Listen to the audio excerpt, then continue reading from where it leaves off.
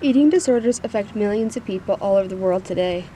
There are many different types, but the main ones include anorexia nervosa, bulimia nervosa, and also binge eating disorders.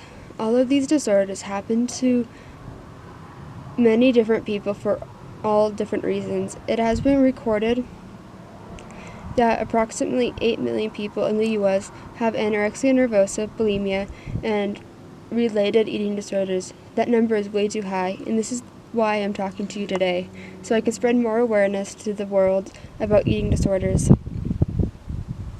Throughout someone's life, society starts to shape them and turn them into the person they are today. The sad thing is, society can change a person in a horrible way. There are thousands of people in today's world that develop an eating disorder and don't get the help that they need. Their condition tends to get worse, and they usually tend to diverge the concept that they have an eating disorder.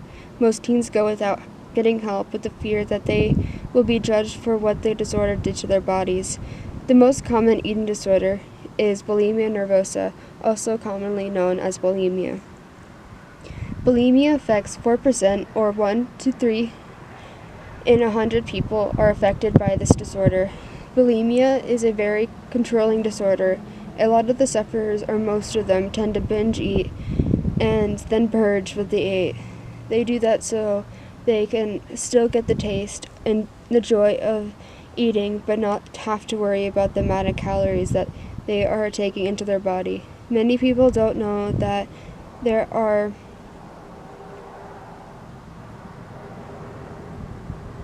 multiple symptoms of eating disorders that are hard to catch. For instance, evidence of purging behaviors, including frequent trips to the bathroom after meals, signs or smells of vomiting, presence of wrappers or packages or of laxatives. Bulimia seems like it is a better option than becoming anorexic. Well, that's a lie. Bulimia does so much harm to your body, besides that you are losing weight.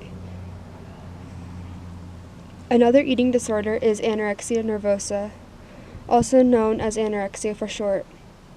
This disorder affects around 1 in 200 people. The statistics of anorexia are completely shocking. They starve themselves for days at a time without eating a single calorie.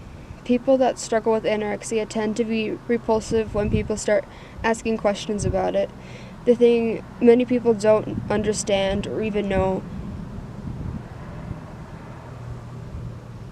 is that without treatment, up to 20% of people with serious eating disorders die. They take that too far.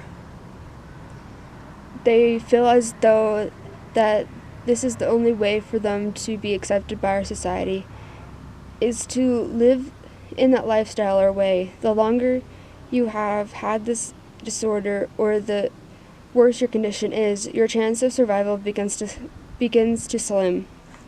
People with anorexia most times avoid food all of the time or says, "No thanks, I'm not hungry." There is many signs for this disorder, even though it's not as common as bulimia. Finally, the binge eating disorder. Bulimia is considered a binge eating disorder, even though not every bulimic victim binge eats. Ones that fall into the category include obesity, bulimia, and many more. The symptoms of a binge eating disorder does take a toll on someone after a long time of doing it. The most common symptoms are eating large amounts of food, eating even when full, eating rapidly due to binge episodes, frequently dieting without weight loss, frequently eating alone, hoarding food, hiding empty food containers.